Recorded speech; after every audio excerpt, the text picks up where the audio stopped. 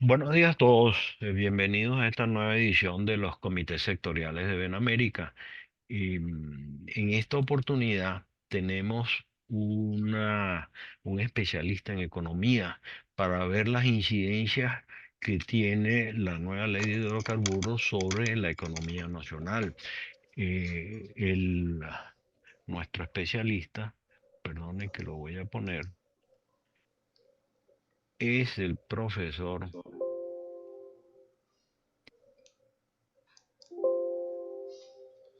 José Guerra.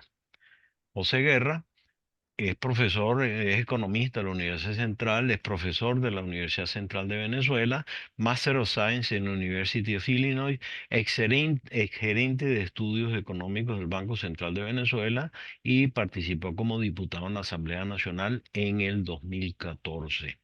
Dicho eso, entonces damos la bienvenida al profesor José Guerra. Bueno, gracias por la invitación, especialmente a Vladimiro y a el amigo Guerrevere, que tuvieron pues la amabilidad de invitarme a compartir con ustedes.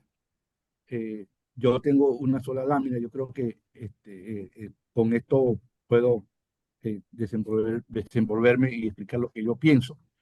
No voy a hablar exactamente de la ley de hidrocarburos como un tópico aparte, sino voy a ver el contexto macro de donde estamos hoy y un poco el tema de la transición política y económica. Yo creo que hay como unas cinco grandes cosas que yo quería hablar de la economía venezolana. En primer lugar, yo creo que no hemos dimensionado bien el tema de dónde estamos hoy. Nosotros estamos hablando de una economía que hoy, en el 2026, tiene el tamaño de la que tenía en el año 1949, en términos de Producto Interno Bruto, per cápita. El pico se alcanzó en el año 1977, penúltimo año de CAP en el gobierno, y de ahí caída consecutiva, 2 años de recuperación, 3 de caída, y digamos, esto tuvo sus puntos culminantes el 18 de febrero del año 93, el llamado Viernes Negro, cuando Luis Herrera, que ahí concluyó la etapa de estabilidad del tipo de cambio, y allí no ha habido manera de estabilizar la economía. 2 años crecemos, 3 años caemos, y así sucesivamente. Así las cosas, la tasa de inflación desde el año 80 no ha bajado de 2 dígitos. Eso fue, la inflación tuvo reprimida cuando CAP 1, cuando llega Luis Herrera en el 79, aquel intento de plan económico diseñado por el difunto Ricardo Martínez y Tencordiplán y por Porras Omaña y Fomento, liberaron los precios, bajaron los aranceles, y la inflación obviamente tocó 2 dígitos y se desaceleró un poco, pero de ahí en adelante, ya con los gobiernos que sucedieron, que vinieron, la inflación nunca logró bajar a un dígito otra vez, y ya pues en el año 2017 llegamos al clímax con una hiperinflación medida por nosotros porque el Banco Central no publicaba cifras de la época. Nosotros habíamos creado el Observatorio Venezolano de Finanzas, y entonces empezamos con la misma técnica del Banco Central a medir los datos, y bueno, en un año, creo que en el año 2018, la inflación llegó a 68.000%, algo así. Esta concluyó en enero del año 2021, según pues las métricas tradicionales. Todo eso llevó a 3 reconversiones monetarias, 16 ceros menos al cono monetario, y hoy pues hay una discusión que parece que vuelve a asomarse, si vale la pena tener moneda nacional o no. La moneda nacional la crean los bancos centrales, o sea, las instituciones crean sus monedas para cuidarlas, y, pero también las cuidan y las destruyen. Llega un momento en que las monedas se hacen inservibles, pierden todas sus cualidades, sus 3 cualidades, que son medio de intercambio, unidad de cuenta y reserva de valor. Cuando esas se pierden, cuesta mucho recuperarlas. Es el caso nuestro. El otro término, el otro factor, el hecho, el tercer hecho que yo resalto es que la, el motor del crecimiento de la economía venezolana, que fue el petróleo, estaba muy averiado, y PDVSA, que era parte de esa industria petrolera que movía la economía, sobre todo pues luego de la nacionalización en el año 1976, hoy es una empresa destruida absolutamente y aquí hay gente que sabe muchísimo de eso. Entonces, evidentemente, la base del crecimiento está afectada. Yo no veo ahora que puede haber un sector sustituto de la industria petrolera y se está viendo la importancia del petróleo con todo esto que estamos hablando ahora de nuevas inversiones, empresas que vienen, etcétera, ¿no? La institucionalidad fiscal y monetaria no existe en Venezuela. El Banco Central, que, cuya ley se perfiló después de la constituyente, que en materia, de la constitución del 99, que en materia monetaria y fiscal es bastante avanzada, y la ley que salió a partir de allí, que ya tenía su antecedente en Pérez II, un año antes de entregar, creo que fue en el 92 o 91, no consagraba la independencia del Banco Central, pero la ley del 2000 sí la consagró. Fue un paso, pero esa ley fue objeto de 5 o 6 modificaciones que acabaron con la institucionalidad del Banco Central. Y bueno, llegamos a esta situación en la cual el Banco Central es la caja chica del gobierno. En la parte fiscal, para todos los efectos prácticos, el Ministerio de Finanzas no existe, ni siquiera, o sea, las cuentas fiscales del país no se publican desde el año 2009, para que tengamos idea. Entonces hay que buscar fuentes privadas, hay que haga ese trabajito tan incómodo de buscar datos eh, y luego publicarlos, ¿no? El año pasado, luego del año 2024, donde la inflación se desaceleró notoriamente, bueno, porque el 2024 hasta julio fue el periodo de mucha estabilidad por las elecciones, luego la cuestión se descompuso después de septiembre, pero en el año 2024 se cerró con una inflación relativamente baja, de un 30-40%, pero el año pasado, y el Banco Central dejó de publicar las cifras, por cierto, a nosotros nos daba una inflación de 630%, y la tasa mensual de diciembre alcanzó a 33%.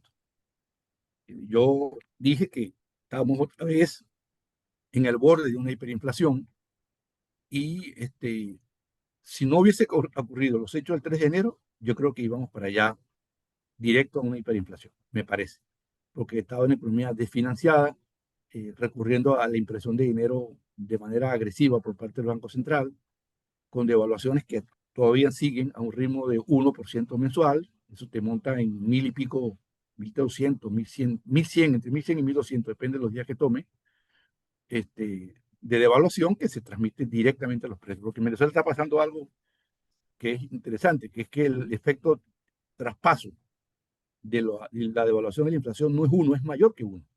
Es mayor que uno. En los bienes transables, inclusive en los bienes no transables, que no debería estar tan afectado por la depreciación, lo arrastra por el efecto, digamos, cascada que va teniendo el aumento de precios. Y con una particularidad, que es que el gobierno es el que más ha aumentado los precios, sobre todo de los servicios bajo su administración.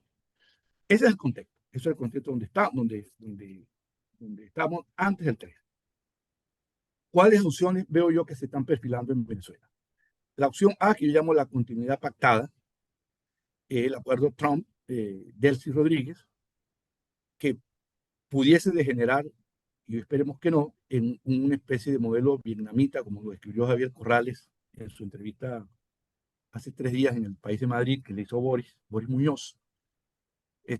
Bueno, este es negocios, esto es reactivación económica, flujo de capitales sin cambio político, sin cambio político. ¿Esto va a ocurrir? No sé, eso no lo sabe nadie porque hay factores que son impredecibles, que no están bajo nuestro control. No están bajo nuestro control porque no te estás entendiendo con un político de oficio, con un político que puede honrar la palabra. O sea, tú no sabes qué es lo que va a pasar. Entonces, un día el humor es de una forma y otro día el humor de otra manera. Ese modelo puede funcionar, pudiese funcionar. Pudiese funcionar porque si llega el influjo de capitales que está sumándose en Venezuela, puede ocurrir. La información que yo tengo, por ejemplo, de la Bolsa de Valores de Caracas, es que tiene aumentos diarios de 12%, diario. Tiene que ponerle un techo para que no siga subiendo.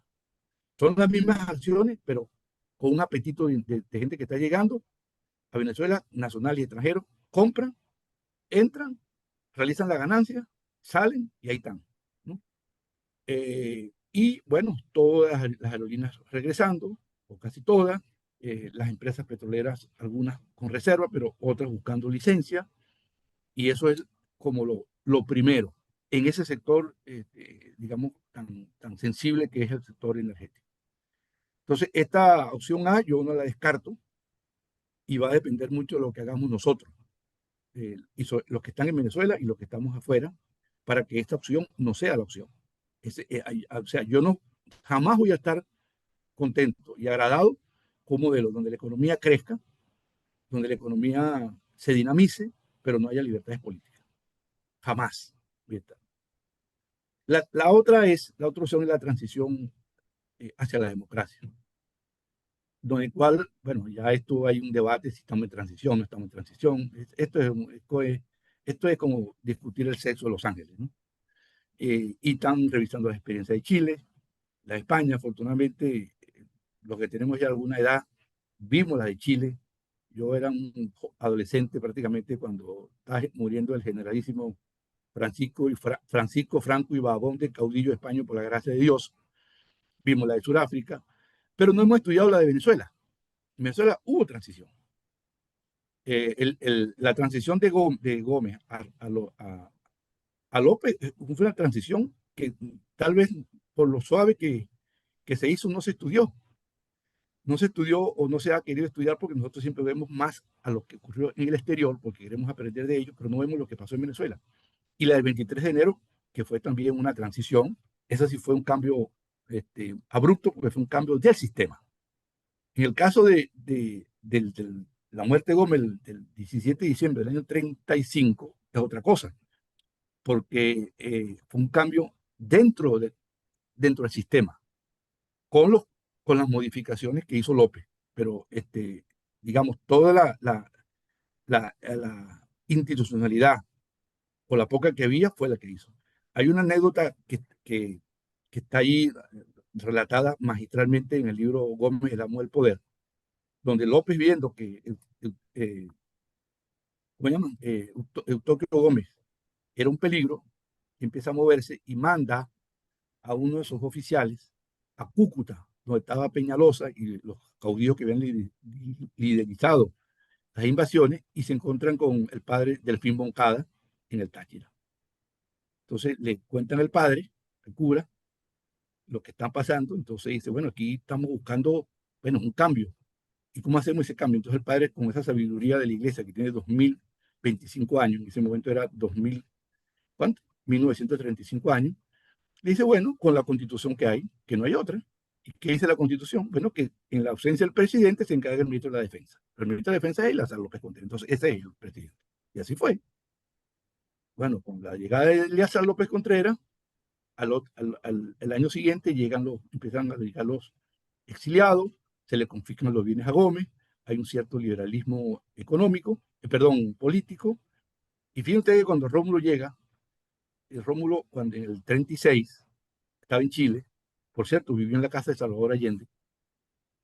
Rómulo, cuando llega, no llega a confrontar con López Contreras, sino llega a exaltar las cosas que está haciendo López Contreras, porque Rómulo tenía la idea muy clara. Decía que si no tenemos un partido político estructurado en Venezuela, el poder va a estar en manos de otro. Y así fue lo que hizo. El primer discurso fue de elogio a Lázaro López Contreras. Bueno, y así transcurrió esa transición en Venezuela, y que luego derivó en el 40, con el presidente Medina, que, bueno, que ya sabemos lo que hizo. Entonces, lo que quiero decir es que nosotros buscamos las experiencias de Chile, las experiencias de España, la de Sudáfrica, la de Polonia, pero no vemos las nuestras. En el 23 de enero fue diferente, fue una irrupción, fue un golpe que cambió drásticamente todo. Ahora, visto las cosas así, y como yo creo que hay que cambiar el sistema, nosotros tenemos ahí dos retos, creo yo. Un reto político y un reto económico. El reto político es recomponernos, que la oposición, en su sentido más amplio de la palabra, pueda recomponerse.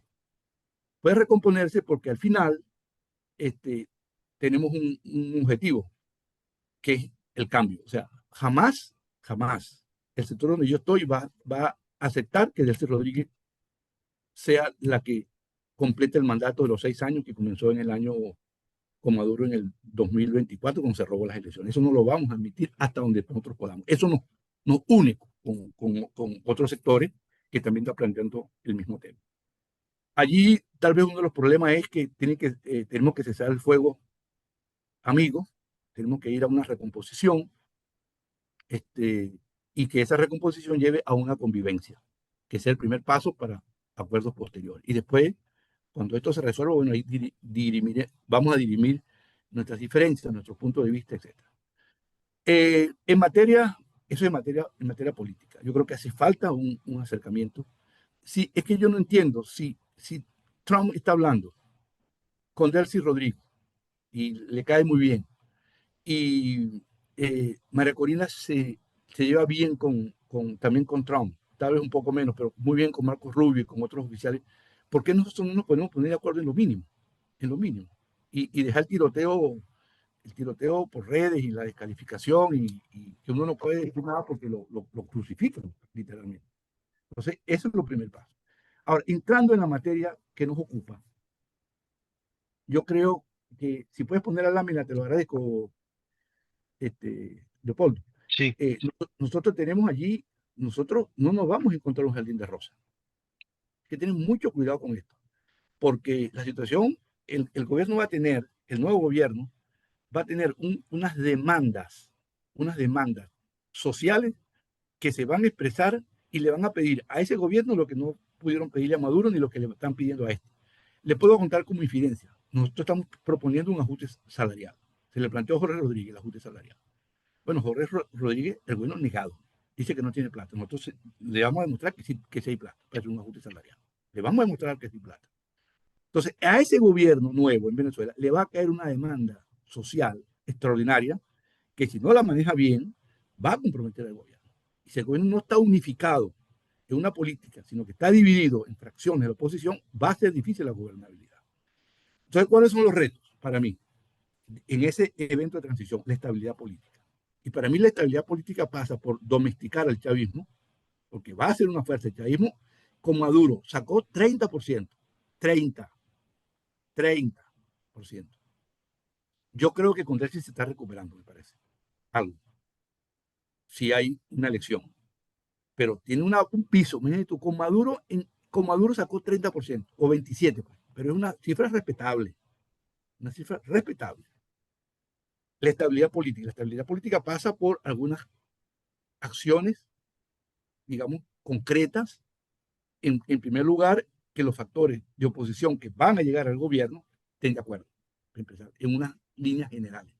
Y en segundo, cómo tratamos las diferencias con el hoy chavismo mutado o transmutado de Maduro a los que están en el poder, identificados como Jorge Rodríguez, perdón, Delcy Rodríguez y Jorge Rodríguez. Y vean ustedes que ayer me preguntaba a alguien, ¿quién es el vicepresidente de Venezuela hoy? No hay, porque el vicepresidente es designado, o la vicepresidenta en este caso. Y si Delcy por alguna razón no está, por alguna razón que uno no sabe, no está, bueno, ¿quién es el tercero en el mando? Es el presidente de la Asamblea Nacional. ¿Quién es? Jorge Rodríguez. ¿Te guste o no te guste? Entonces, esa es la primera condición. La segunda condición para mí es quitarse gradualmente el tutelaje. Quitarte el tutelaje porque entonces si tú no puedes definir tu propia política, tú estás en manos de otros. Entonces, yo en ese sentido creo que en la medida en que ese gobierno se vaya consolidando, tiene que ir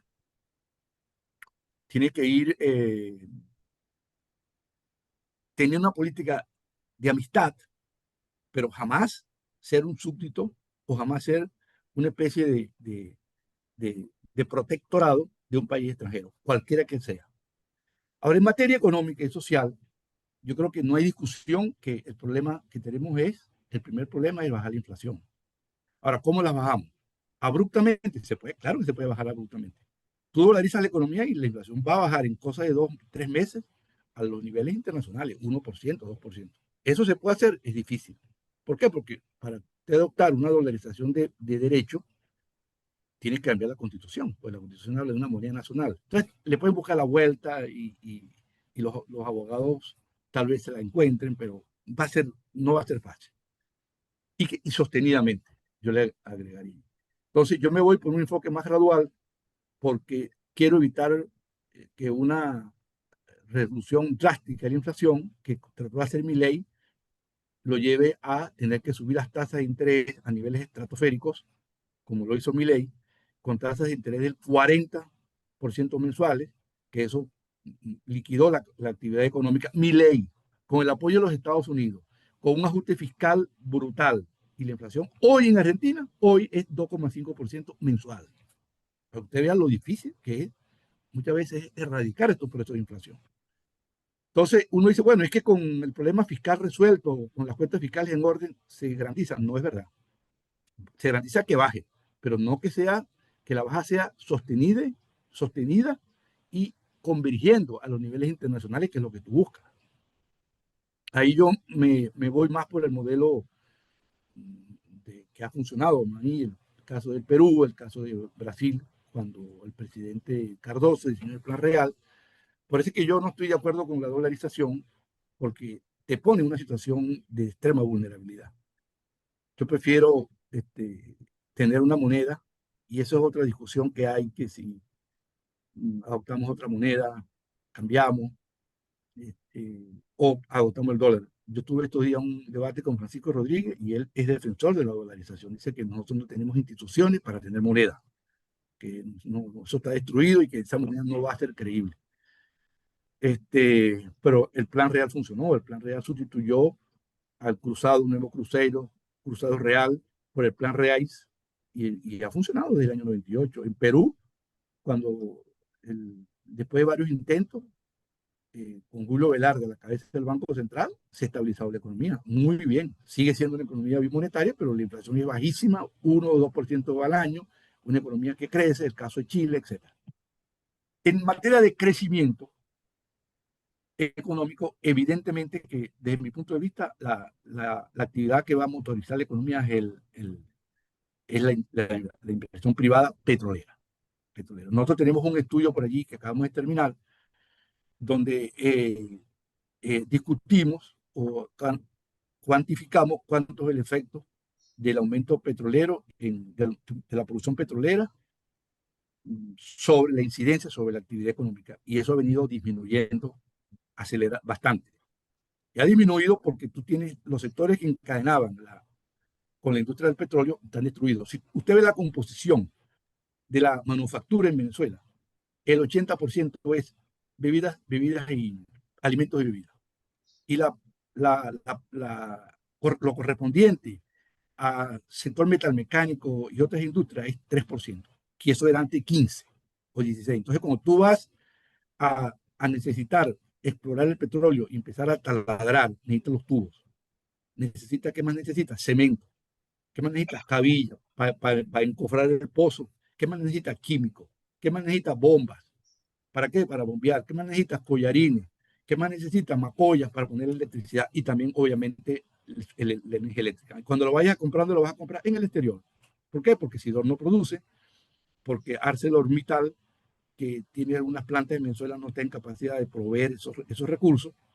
Por eso fue que cuando en el debate de la ley de hidrocarburos, yo les propuse a la fracción parlamentaria, con la cual yo me identifico, que pusieran allí en la ley o trataran de colocar un artículo sobre los componentes nacionales, no para protegerlos indefinidamente, sino para expresar la necesidad de tener una industria integrada, como estaba antes en PDVSA, que tenía un programa de compras nacionales y que estimulara el sector. O sea, porque dólar que entra, dólar que va a salir.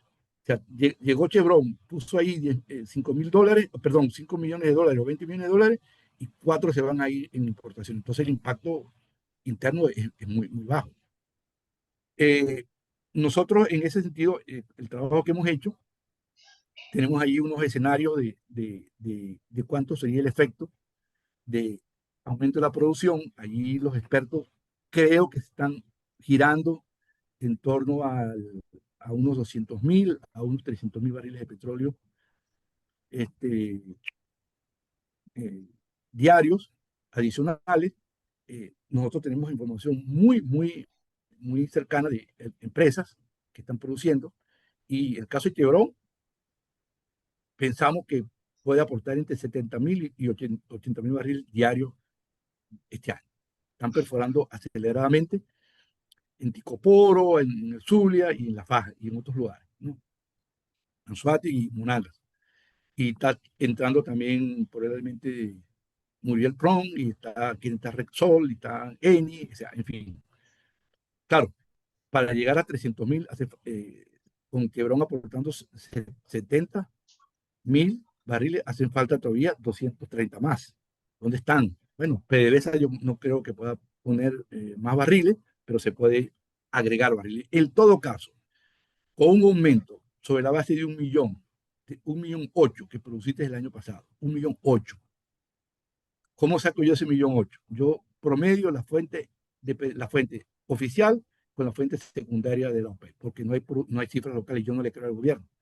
Entonces yo sencillamente promedio y nos da 1.008 barriles de petróleo, que fue un aumento de 12, casi 13% con respecto al año pasado. Si para llevar esto a 2 millones, a 1.300.000, eso significaría crecer 30%. Cuando tú ves la incidencia del petróleo en la composición del PIB, más el multiplicador para la economía no petrolera, te puede dar un crecimiento cercano al 15%, 14-15% del PIB, que es bastante. Bastante. Eso de 30, 40, yo no lo veo por ninguna parte, no lo veo. Pero sí veo un crecimiento de 15%, que es un crecimiento respetable, respetable. Ahora, ¿cuán sostenible es? Bueno, va a depender de varias cosas. Va a depender, obviamente, de si sigue el flujo de inversiones y el tema político que va a estar privando allí, porque recuérdense que las inversiones son como un poco ariscas. No le gusta mucho no le gusta la inestabilidad. Eh, Luego está, conjuntamente con esas inversiones, lo que yo llamo el programa de apoyo social. Hay gente que no le gusta hablar de esto, dice que si la economía crece no hay que hacer política social, porque el ingreso aumenta, y bueno, eso es la política social. Yo no estoy de acuerdo con eso. Hay gente que está en Guiria, en San Carlos de Río Negro, que el petróleo puede crecer 30-40%, pero no van a conseguir trabajo. Eso hay que ayudarlo. Para eso está el Estado, para que lo ayude. El problema es cómo lo ayuda. Lo ayuda como con bolsas de comida, o lo ayuda con programas modernos, con programas que signifiquen transferencias directas, todos los esfuerzos que ha hecho el BID y los organismos multilaterales que saben muchísimo de esto, y creo que eso no hay discusión, pero yo sí creo que el Estado tiene que intervenir allí, absolutamente. Porque si no, lo que vas a tener es una sociedad, lo que vas a tener es un clúster, una especie, como estaba Maturín y Puerto La Cruz y Barcelona cuando la apertura. Bueno, que las casas costaban más caras que en Caracas, los alquileres, pero tienen un reguero de pobres por otros lados, y ese modelo a mí no me gusta. A mí yo no, con eso no comulgo. Yo soy un hombre que cree en la equidad, en la equidad. Lo otro, y finalmente, es el problema de las instituciones fiscales, políticas y financieras. El tema en la institucionalidad política, eh, eh, eh, yo creo que el país tiene que deslastrarse de esa perversión de la Constitución, que es la reelección indefinida. Pero esto no es un tema que va a ocurrir ahora. Para que esto ocurra hay que primero venir el cambio, pero tenerlo en la agenda, el problema el tema de la bicameralidad, el problema de la selección de los magistrados, que eso realmente es algo, eh, es realmente vergonzante, el tema del sistema de justicia en Venezuela. Y en el tema de la institucionalidad financiera, ahí sí tenemos también un trabajo que hacer. En el caso de leyes fundamentales, dos leyes fundamentales del aspecto económico y financiero son la ley del Banco Central y la LOAF, Ley Orgánica de Administración Financiera del Sector Público. Yo creo que son leyes que son capitales. En la del Banco Central, me parece que lo procedente es una reforma puntual para hacer dos cosas. Dos. Lo demás creo que está bien. En primer lugar, acoplar la ley a lo que dice la Constitución, que el Banco Central no puede financiar al gobierno. Creo que eso hay que restaurarlo. Ellos abusaron con esto. Y segundo, el nombramiento de las autoridades fiscales la autoridad monetaria por parte de la Asamblea, ahora está todo en manos del gobierno. Creo que es el único caso del mundo. Y en materia de la ley de administración financiera, igualmente del sector público, que el gobierno haga lo que está en la Constitución, presente el plan de presupuesto con visión plurianual. El gobierno en ese plan se habla de metas de inflación, eso ahora no, tal vez no es posible, pero yo creo que si no reconstruimos la institucionalidad monetaria a la par y fiscales a la par de todo este esfuerzo de estabilización económica y de crecimiento, creo que vamos a tener algo flojo allí. Y finalmente hay un tema que es sí es una restricción importante y creo que sin esto no hay solución al problema, que es la reestructuración de la deuda pública externa, que está en default del año 2017, noviembre de 2017. Para que esta reestructuración ocurra, tiene que haber reconocimiento del FMI a cualquier gobierno en Venezuela, preferiblemente un gobierno electo democráticamente. Porque si no, no hay el artículo cuarto. El artículo cuarto, Venezuela está incumpliendo dos artículos, el 4 y el 8. El 4 es la revisión anual, que no se hace desde que expulsaron al FMI en Venezuela en el año 2000, creo que fue en el 2010. No, perdón, fue en el 2006, 2006-2005. Y, y luego el artículo 8 que dice que tienen que publicarse las estadísticas. Se llama el sistema de divulgación de datos que Venezuela lo incumple. Resuelto esos problemas, entraríamos en unas negociaciones con el fondo, primero para cuantificar cuánto es la deuda, porque hay estimaciones que se han hecho. Creo que Gustavo García ha hecho un excelente trabajo en recopilar, acopiar, documentar todas las deudas y con otra gente de algunas universidades en Venezuela, porque no hay cifras públicas. Y luego, pues, bueno, empezar ese trabajo que no va a ser fácil por la variedad de deudas que hay, la multiplicidad de deudas. Está el caso Cívico también, pero ese trabajo hay que hacerlo. ¿Por qué? Porque ello implicaría abrir el financiamiento externo al país, primero de los multilaterales y después los mercados voluntarios de deuda. Y sin ese financiamiento, yo creo que el país va a tener dificultades para poder crecer. Bueno, yo lo dejo hasta aquí, pues. Muchas gracias a ustedes y listo, pues, para poder interactuar. Excelente, José. Gracias en nombre de Benamérica por habernos aclarado el panorama económico y que no todo se refiere a petróleo. Quizás el mensaje. Como siempre lo tenemos, las preguntas que levanten la mano electrónica. Hasta ahora tenemos una sola mano, tenemos dos manos ya, tres manos ya van creciendo. Eh, no sé, José, si podemos hacer tres preguntas y tú ¿Cómo no? para abrir la posibilidad que otros también intervengan. Entonces tenemos a Vladimiro Mujica, Vicente Márquez y a Paciano Padrón. Vladimiro, adelante. Abre el micrófono, Vladimiro. Bueno, buenos días a todos. Eh, José, bueno, primero antes de hacerte la pregunta, quería, a nombre de Benamérica, la presidencia de Benamérica, darte las gracias por haber aceptado esta invitación, que por supuesto de los comités sectoriales. Eh, es muy importante que en este espacio donde se escuchan opiniones de todo tipo, a mí desde el comienzo me pareció importante escuchar la tuya, que has tenido, digamos, durante estos años una participación muy activa en todos los temas que tienen que ver con política y economía en Venezuela. Así que te agradezco mucho que hayas estado aquí hoy. Mi pregunta. Mi pregunta en realidad son tres para que les comentes si tienen tiempo. La primera es una que tiene que ver con, se ha dicho mucho, lo hemos escuchado en varias oportunidades, que la reforma a la ley de hidrocarburos que se hizo, tú aclaraste desde el comienzo que no te ibas a focalizar solamente en eso, pero hay varios puntos allí que me parece importante precisar. Se ha dicho mucho que la reforma a la ley de hidrocarburos se parece prácticamente a una imagen especular de la ley antibloqueo. Es decir, que se tomaron decisiones para poder hacer lo mismo que preveía la ley antibloqueo, pero esta vez de una manera que los Estados Unidos aceptaran. Es decir, una serie de arreglos y posibilidades que en un grupo muy importante prácticamente violan la Constitución venezolana. Y entonces esa es la primera. La segunda es, tú lo mencionaste, pero y lástima que Horacio no sé, se retiró, porque tratar de cuantificar. Vamos a suponer que tenga efecto todo lo que pretende la ley, la reforma a la ley. ¿De qué tamaño es el impacto de eso en la economía venezolana?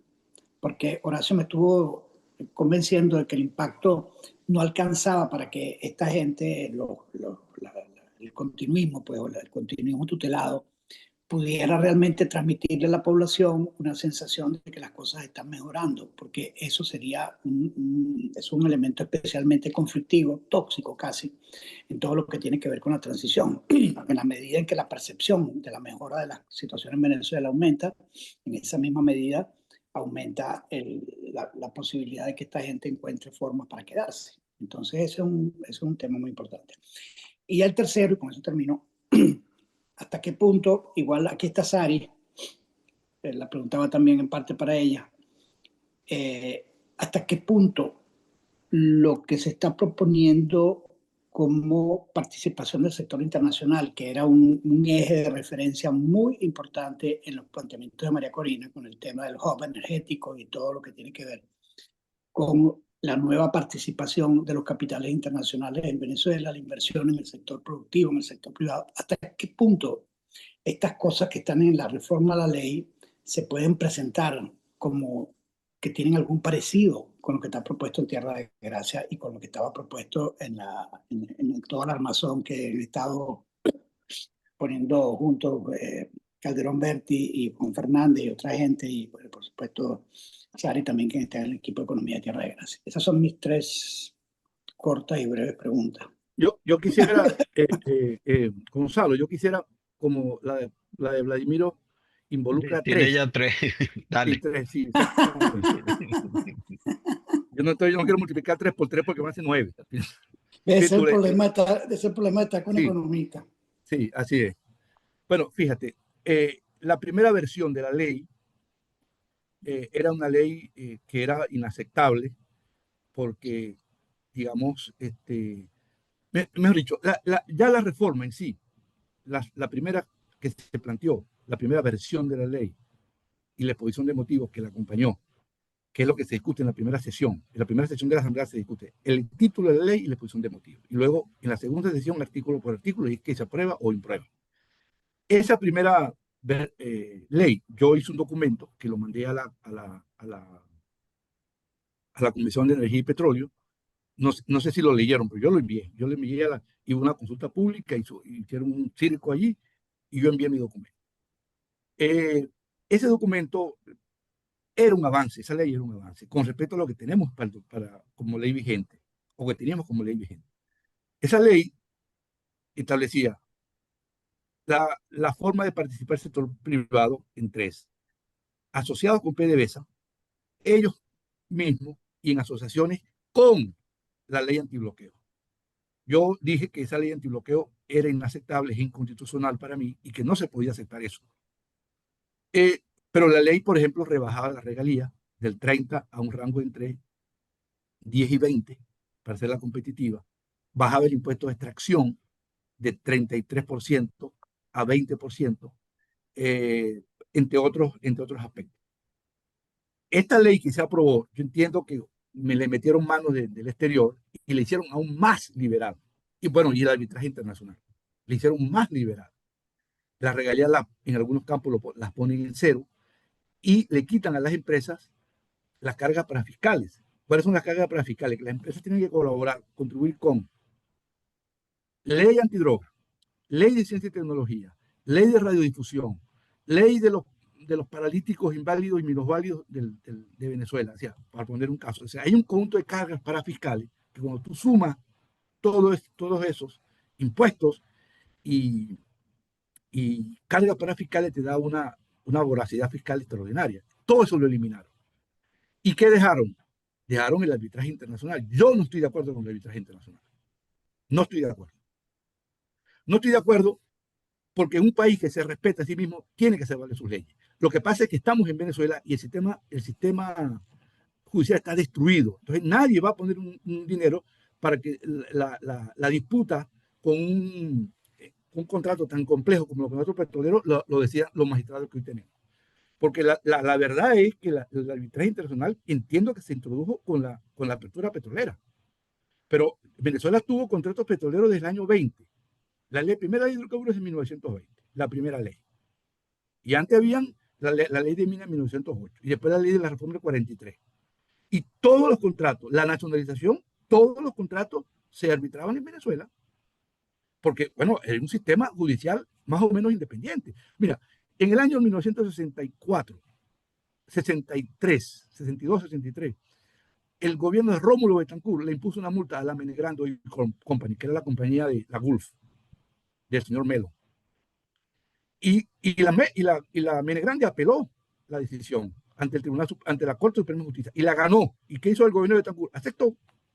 Aceptó, y ganaba y perdía.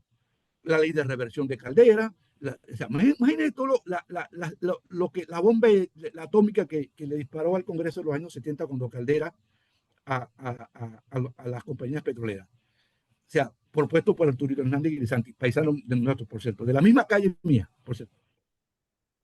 Ah, la participación fiscal, los precios de referencia fiscal, el valor fiscal de exportación, llevó la participación fiscal a 70%. Y las compañías los aceptaron. ¿Con qué jurisdicción? Con la jurisdicción venezolana. Entonces, en la ley está previsto efectivamente el arbitraje internacional, la eliminación de las cargas prefiscales, la eliminación de la regalía. Vamos a ver si le bajan el impuesto sobre la renta, con lo cual la carga fiscal para las empresas petroleras va a bajar de manera apreciable. Ahora, la preocupación de Horacio, entiendo yo, que es que esto no va a ser suficiente. Y yo estoy de acuerdo con eso. No va a ser suficiente porque el efecto, la incidencia que tiene la actividad petrolera en la economía no petrolera no era la que conocíamos en el pasado. Eso ha disminuido mucho. El trabajo nuestro nos da que por cada 10% que aumenta la actividad petrolera, la economía no petrolera crece apenas 3%. Antes eso era 5%. Francisco Rodríguez tiene otra tesis sobre eso, pero bueno, nosotros tal vez no, pero el trabajo que hicimos nosotros nos da eso, que es 30%. De manera tal que esa sensación de boom es más perceptual que real. Bueno, porque, bueno, vean los programas de televisión en Venezuela y de radio. Véanlo. O sea, es una alabanza total como si el país no hubiese pasado por una crisis o no tuviese una crisis. Y los que tenemos una opinión diferente, sencillamente, o sea, el caso mío es un caso especial porque yo estoy censurado en Venezuela y aquí, en los dos países. Entonces, yo suscribo lo que dice Horacio, que ese efecto no va a ser un efecto importante, pero sí hay, obviamente, una incidencia y una percepción de mejoría. Creo que, no sé si respondí, Vladimiro, las tres. Sí, bueno, la tercera es cuánto se parece esto a lo que estaba propuesto por María Corina de Gracia, pero quizás eso se lo puede pasar a Sari, que No sé porque, no sé porque en el caso de Tierra de Gracia entiendo que estaba previsto la privatización de PDVSA, aquí creo que no, eso marcaría una diferencia sustantiva, bueno, PDVSA no está privatizada, está destruida, que es peor. Ahora, pero es una ley, o sea, yo creo que todo el mundo coincidía, bueno, y falta lo de la Agencia Nacional de Energía, ¿no? que creo que es una propuesta básica para el tema de las licencias y las concesiones, que no está en la ley de hidrocarburos. Bueno, esa es otra, la discrecionalidad. La discrecionalidad del artículo 6, todos los contratos. Bueno, y esto sí es diferente. Se me había olvidado, discúlpenme. El artículo 6 de la ley, que ahora es 8, establece que todos los contratos petroleros lo aprueba el presidente y le informa a la Asamblea. Nosotros no aceptamos eso. Y digamos, hicimos el voto salvado allí. ¿Por qué? No, porque yo entiendo que están buscando rapidez, porque las asambleas tardan, los diputados quieren opinar y tarda, pero es que es lo que es la Constitución. Es decir, el artículo 150 es claro, todo contra tu interés nacional tiene que ser aprobado por la Asamblea. O sea, ese fue el punto mío, Vladimiro, con el bono 2020. Que yo cuando vi la emisión del bono y cuando ya estaba ahí con el frente de Adrúbal Chávez, de Hubert Roa, que tenía todo el poder mandado por Tarek Aizami para negociar conmigo, que era el jefe, el presidente de la Comisión de Finanzas, y me presentan el bono 2020, y cuando yo veo allí en ese bono 2020 que van a poner las acciones de PDVSA en garantía, yo le digo, bueno, pero esto va a alterar la composición accionaria de PDVSA, de una sucursal de PDVSA. Eso es el artículo 150 de la Constitución. Tiene que ser de interés nacional. No, que sí, que no, que no, que eso no, que eso... que eso está regulado por tal, pero ¿cuál es la otra ley? No, que eso no es un contrato internacional, no, porque la Corte Suprema dijo, le dije a ellos, si un contrato petrolero que va a definir las reglas fiscales de Venezuela no es un contrato, los ingresos fiscales del país, no es un contrato internacional, dígame entonces que es un contrato internacional. ¿Cuál es entonces el contrato internacional? Eso está allí, Vladimiro, en esa ley. Una discrecionalidad absoluta del presidente o quien esté en cargo de la ley, cosa que es inaceptable para mí.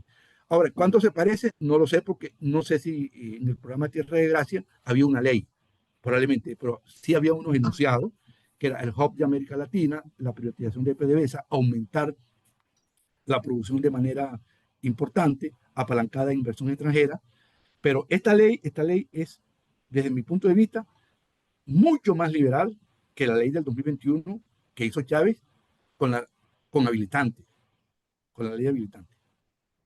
Ok, Gracias. excelente. Por favor, que tenemos cuatro manos levantadas y escasamente 10 minutos. Las preguntas muy corticas y las respuestas, José, también lo más concisa posible. Como son cuatro las manos levantadas, vamos a ver dos y después las otras dos. Y espero que no haya más manos. Vicente Márquez y Paciano Padrón. Comisario Vicente Márquez, adelante.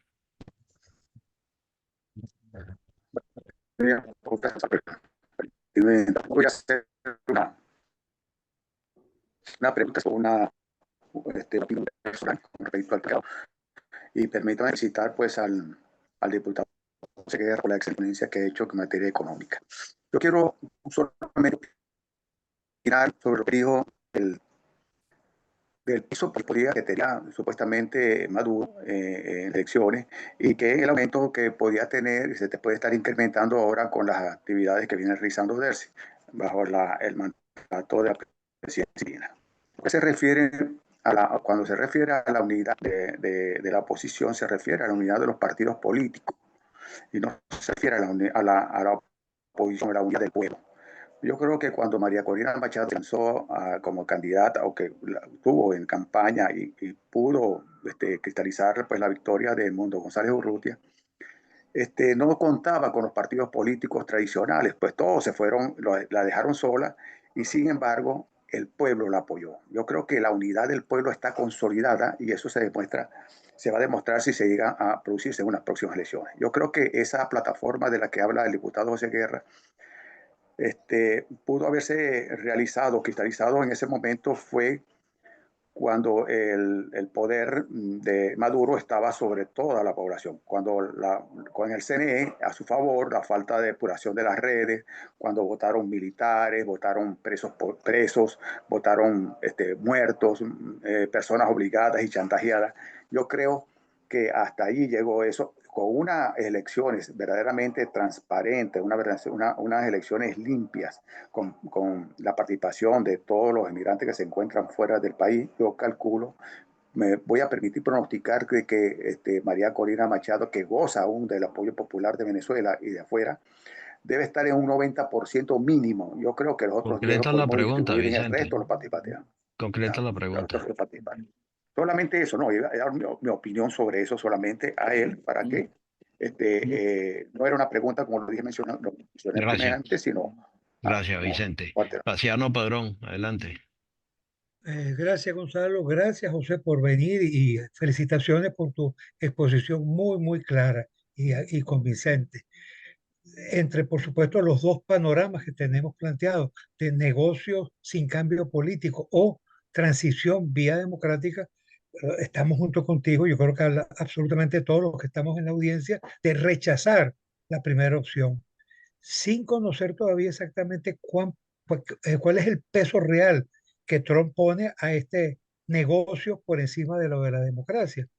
Porque en buena medida hoy las circunstancias podrían indicar que eso va a tener un peso importante. Estamos, por supuesto, hacia la transición. Tú mencionabas el caso de Venezuela de Gómez y es absolutamente positivo. Es el ministro de Guerra y Marina de Juan Vicente Gómez quien asume la presidencia, López Contreras, y hace cambios importantes. Libera a los presos políticos, destruye, tumba el helicoide, entonces llamado la Rotunda, y se establece la Plaza de la Concordia, donde esta estaba, retornan los exiliados. Tú hablabas del regreso de Rómulo, pero Isaías Medina Garita, ministro de Guerra y Marina de López Contreras, electo por el Congreso, que era quien entonces elegía al presidente, va a ir todavía mucho más allá. Va a usar cambiar la constitución y permitir que las mujeres pudieran votar en las elecciones regionales y municipales. No podían ser electas, pero podían votar y era un paso absolutamente importante, abriendo el campo hacia la democracia que va a acelerar Rómulo con la Revolución de Octubre, el voto igualitario para todos los ciudadanos sin otro requisito que tener 18 años de edad y por supuesto las mujeres podían elegir y ser electas. Es una apertura ya hacia la democracia, una transición, yo diría, interesante de analizar. La pregunta vendría, ¿qué debemos hacer desde tu perspectiva para acelerar esto, para mover? Es probable que la participación de la gente en la calle tenga un peso importante. Una sola precisión en relación a lo que decía. Del Cieloína sería sustituida en caso de que no pueda seguir gobernando constitucionalmente por su hermanito. Y no es así, que una de las fallas de nuestra constitución es que solo establece que el presidente lo suple el vicepresidente y punto. Antes sí teníamos en la constitución del 61 el presidente del Congreso, el vicepresidente, el presidente de la Corte Suprema de Justicia, etcétera. Pero en todo caso, pues Sí, sí, ok. estamos Por fuera esa de Perfectamente. situación jurídica. Ok. Sobre lo primero, efectivamente, yo creo que está fuera de toda discusión el apoyo que tiene María Corina. Eso no está en discusión. Números más, números menos, muy alto. María Corina tuvo el acierto, creo yo, de haber fundado un partido político. Porque María Corina estuvo girando en torno a movimientos, pero no necesita partidos políticos. Ahora, fíjense ustedes, cuando se llega a las elecciones, ¿cómo se demuestra el triunfo que se ganó, que el mundo ganó? Por las actas. ¿Quiénes tuvieron las actas? Los testigos. ¿Cuáles testigos? Lo de los partidos políticos. Y la gente que gira en torno a los partidos políticos, pero la sociedad civil no está movilizada suficientemente para poder enfrentarse a una tarea de ese tipo. Esos son partidos políticos, yo creo.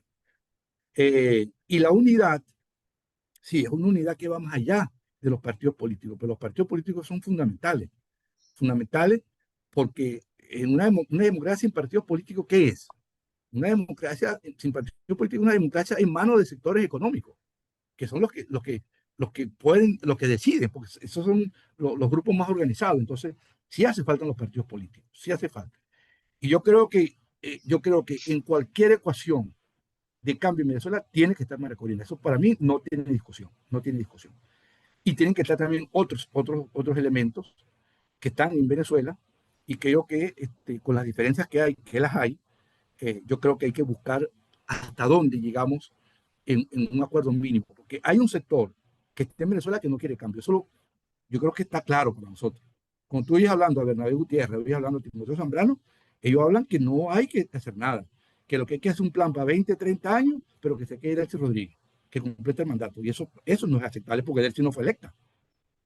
Delcy fue designada. Y bueno, se sacó la lotería porque vino el 3 de enero y todo cambió. Entonces, es la que está encargada y así la reconoce el gobierno de los Estados Unidos. Solo que pregunta Paciano Padrón, ¿qué tenemos que hacer, Paciano? Mira, yo creo que lo primero que hay que hacer es un acuerdo de no agresión y de respetarnos. Sobre todo los que tenemos alguna opinión pública, porque es que es muy difícil soportar esa carga todos los días de agresiones, de calificaciones, de cuentas pagadas, de programas estipendiados para golpear. Entonces, lo vas a tener que necesitar, porque en el evento de que se den unas elecciones, fíjate, ¿cuál es el paso para unas elecciones? Estamos vigentes ahorita los famosos 180 días, para allá vamos. Pero ya el TCJ se adelantó y dijo, no, aquí hay continuidad administrativa. Y porque Maduro, las causales de un presidente son muerte, renuncia, declaratoria de inhabilidad o de incapacidad por el TCJ, y 4, la renuncia. Ninguna ha ocurrido según el TCJ. Maduro está preso contra su voluntad. Entonces ellos dicen que es la continuidad administrativa y ahí está pegado un sector de la oposición. Nosotros no estamos pegados allí porque prevalece en nuestra opinión el principio de que el presidente es electo y Delcy Rodríguez no fue electa, fue designada. Entonces eso tiene que tener un término. Ahora, eso Paciano, es lo que tiene que unirnos. Porque entonces viene luego el llamado a las elecciones. Entonces vamos a ponernos de acuerdo. ¿Quién llama a las elecciones en Venezuela? El CNE. ¿Cuál CNE? Este CNE con Amoroso. Este CNE. No. ¿A quién designa entonces el CNE sustituto? La Asamblea Nacional. ¿Cuál? La de 2015, que renovaron el mandato. Yo no sé cómo hicieron ese milagro. Yo renuncié a ser diputado.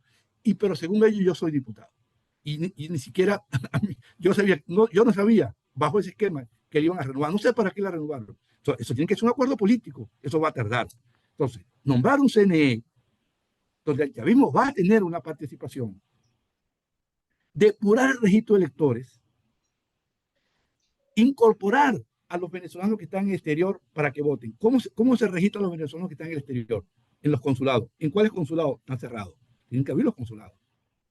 Hay 6, 7 millones, de los cuales votantes serían 3. Vamos a ponerlo. Eso puede decir una elección. Puede decidir una elección. Ajá, pero tienen que inscribirse. Tienen que habilitar los consulados en Colombia, en Estados Unidos, en España, en Chile y en Perú y Ecuador, donde está la gran mayoría.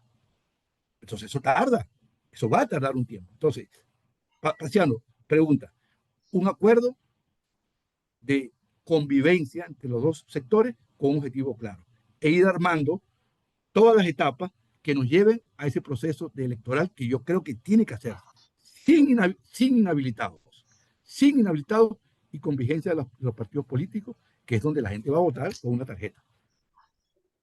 Vale, Gracias, José. Tenemos dos más, Horacio Medina y mi persona, y ya para concluir entonces. Horacio, adelante. No, Gonzalo, yo creo que eh, sin tener tiempo es imposible, ¿no? O sea, porque hay varias observaciones que hicieron tanto Vladimiro como José, que me resulta imposible responderlas en un minuto, ¿no? O sea, que no sé si vamos a Dale, dale, extender un dale, poquito. dale. Ok, mira, hay varias cosas. Primero, o sea, la ley esta que acaban de aprobar, yo creo que esto tú lo puedes asimilar como un rompecabezas, porque esto es una ley incompleta, o sea, un rompecabezas incompleto, o un rompecabezas donde hay algunas piezas que no cuadran porque están mal hechas. Bueno, las dos cosas.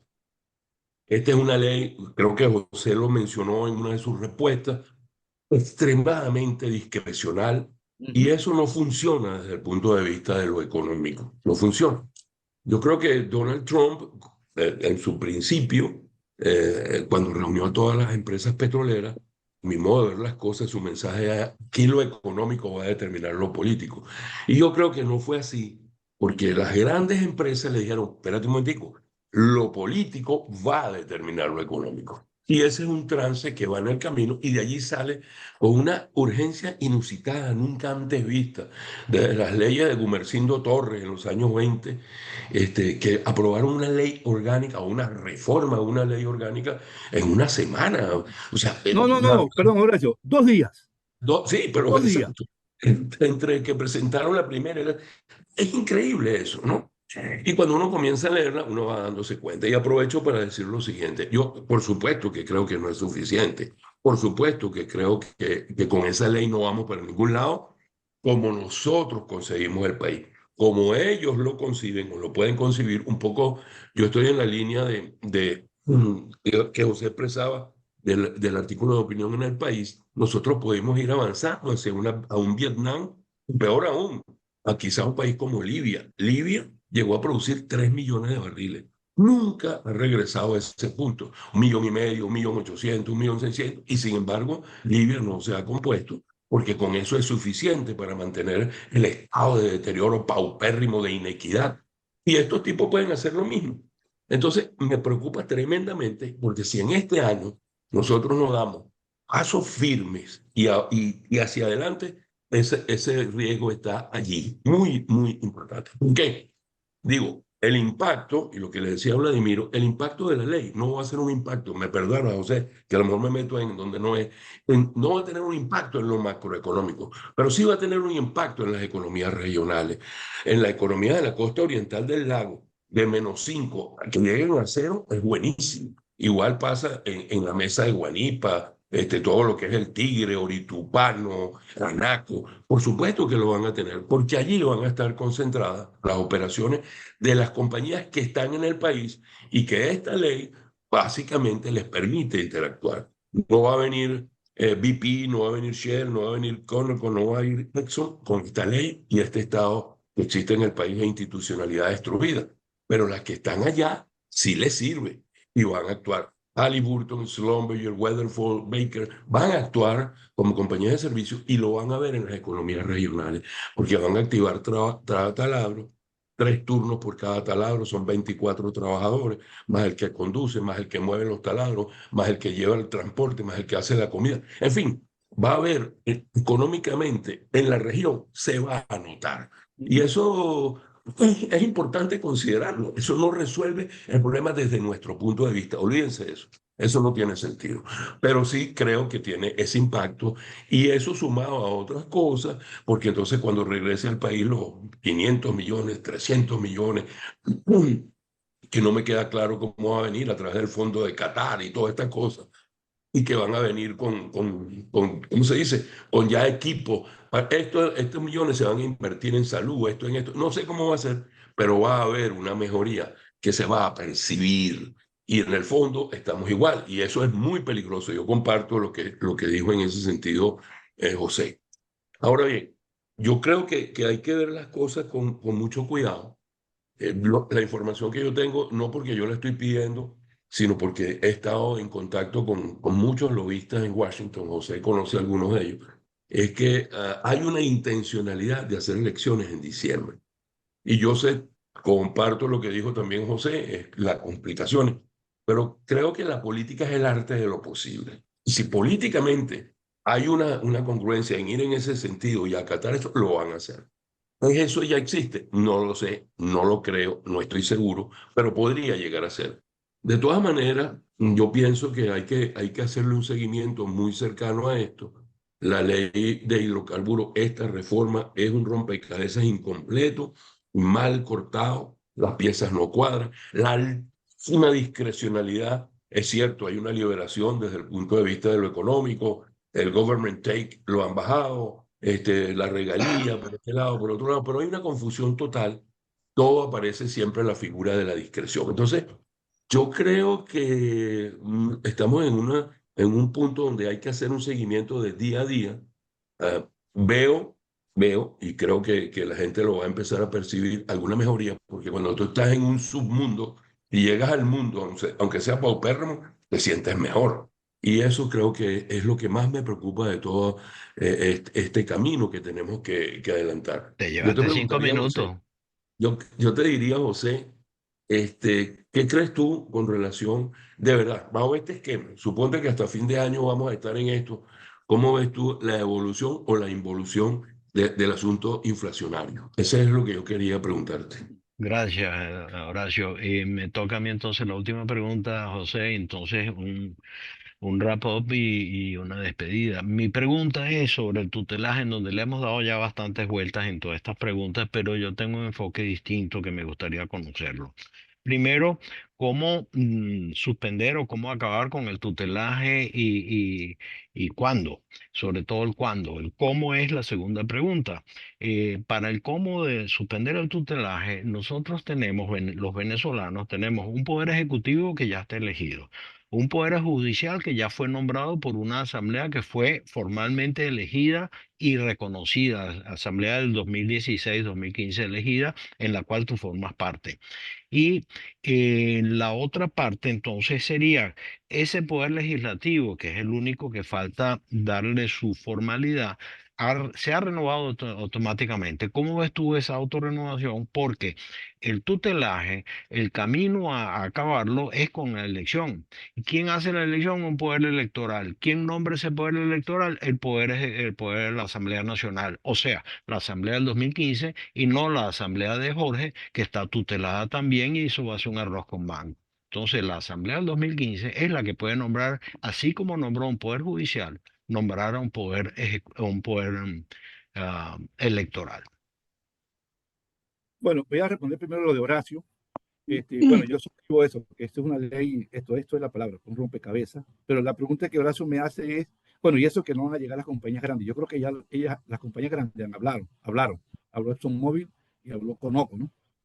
Conoco que le ponen sus 10 mil millones de dólares primero, pero pueden entrar otras.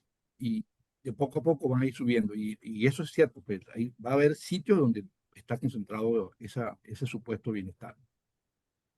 El tema inflacionario.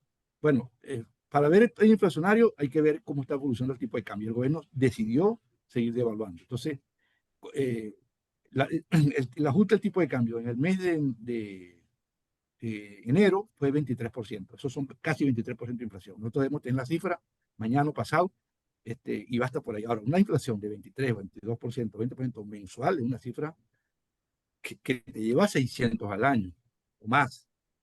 Entonces, allí está un peligro, no de hiperinflación, porque va a entrar los dólares, van a entrar cuando esto se regularice por el acuerdo y se aclare el mecanismo de Qatar, porque hay temas ahí técnicos allí con las transferencias de los fondos, pero eso va a llegar.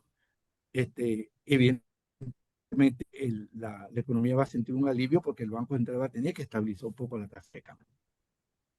Pero de inflaciones de 3 dígitos no nos vamos a salvar este año, desde mi punto de vista. Que eso es, la inflación es uno de los enemigos más potentes que tiene el gobierno. Ahora, ahí sobre lo que plantea Gonzalo, ahí yo voy a permitirme discrepar. Fíjate, Gonzalo, si la Asamblea de 2015, cuyo periodo se venció, porque la Asamblea fue para hasta el 2021, se fue renovando, el interinato se fue renovando. Si esa Asamblea la convocan, yo no sé si la oposición tiene mayoría. No lo sé, porque el chavismo tenía 45% de los votos.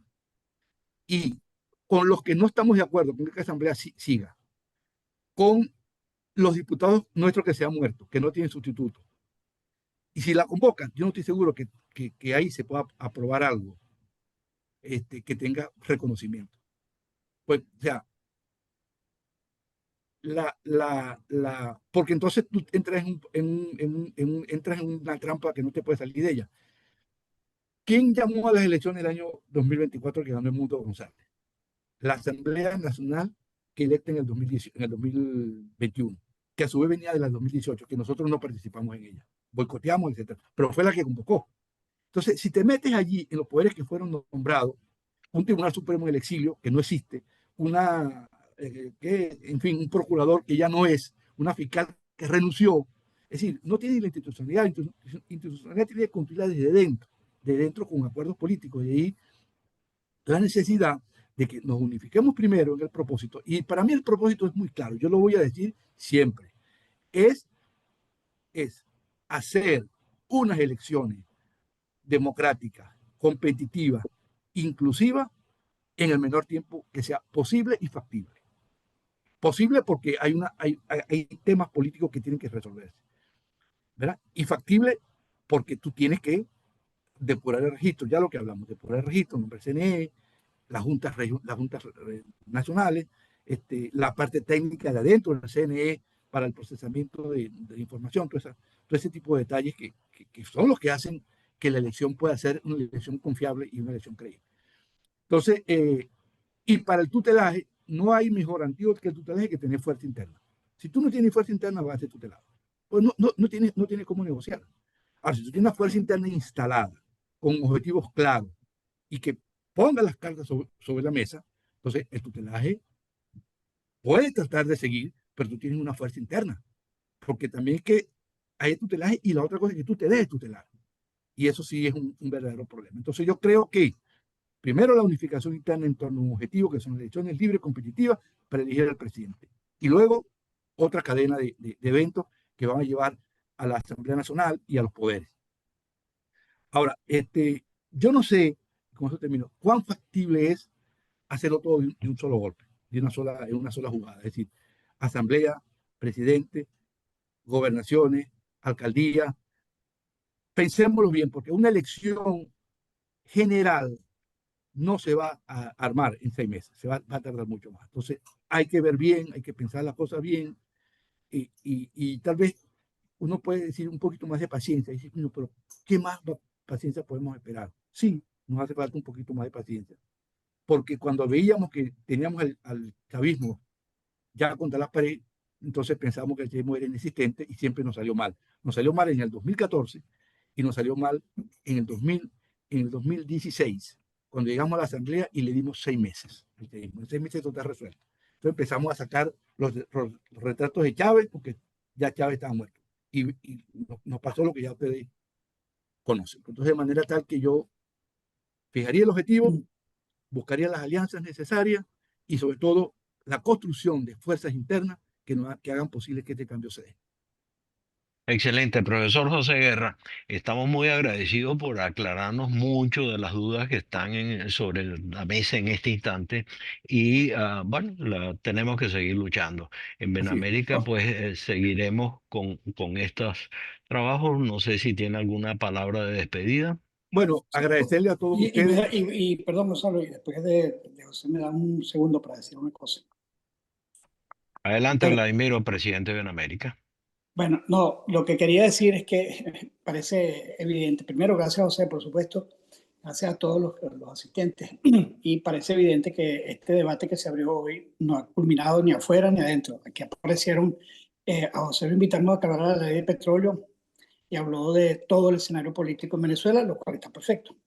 Pero eso quiere decir, Gonzalo, y es lo que sugiero, que tengamos claro que esta discusión tiene que continuar y tiene que continuar a la brevedad posible porque son demasiados los puntos que están en el aire. Uh-huh. Otra vez, gracias por esto. Esto es lo que quería señalar al final.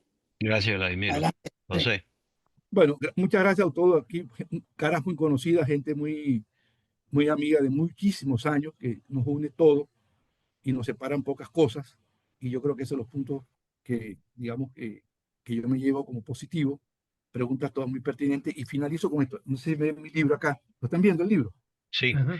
Súbelo un Este es un poco libro, para que se vea el título. Súbelo. Sube más. Esa no es tu, Viendo a Rómulo, esa no es tu viendo a foto, Rómulo. ¿no, José? este es Esa Rómulo. foto quedaste bonito, José, La quedaste foto mía ¿Quién es es bonito. esa esa. foto, José? No, tú sabes Ah, que este es un libro un libro que yo tenía una deuda, porque yo no siendo adeco, sino anti-adeco toda mi vida, antes. No, Súbelo más para que se vea el título. así. Eso. Ahí sí. Ok. O sea, yo nunca fui adeco. La familia mía, 99,99999 adeco. Ahí no hay un copellano en 5 generaciones. Había izquierda, y que éramos el 1%, el medio por ciento y adeco. Pero yo tuve un tío que fue de la Resistencia de Acción Democrática, diputado por la Acción Democrática, y me dejó el número 67 de Venezuela, Política y Petróleo, libro que yo me he leído completo 2 veces. 2 veces. Y después, bueno, dije, voy a escribir un libro que hace falta en Venezuela sobre cómo veían los políticos venezolanos la economía. Y encontré que el único político que se dedicó al tema económico fue Rómulo Betancourt. Los demás no le interesaba, eran alérgicos al tema económico. Y Excelente. comparo a Rómulo allí con 5 presidentes de su época: el presidente Frondizi de la Argentina, Víctor Paz Tensoro, que fue 4 veces presidente de Bolivia, Eduardo Frei Montalva, presidente de Chile, Alberto Lleras Camargo, presidente de Colombia, y Salvador Allende. Todo. Cuando tú comparas la obra escrita y la gestión de gobierno de Betancourt, fue el que tuvo más dificultades, salvo Allende, para gobernar, y fue el que salió mejor. O sea, conclusión, Betancourt es uno de los grandes de la política del siglo XX, o fue, de América Latina. Bueno, muchas gracias a todos por la invitación.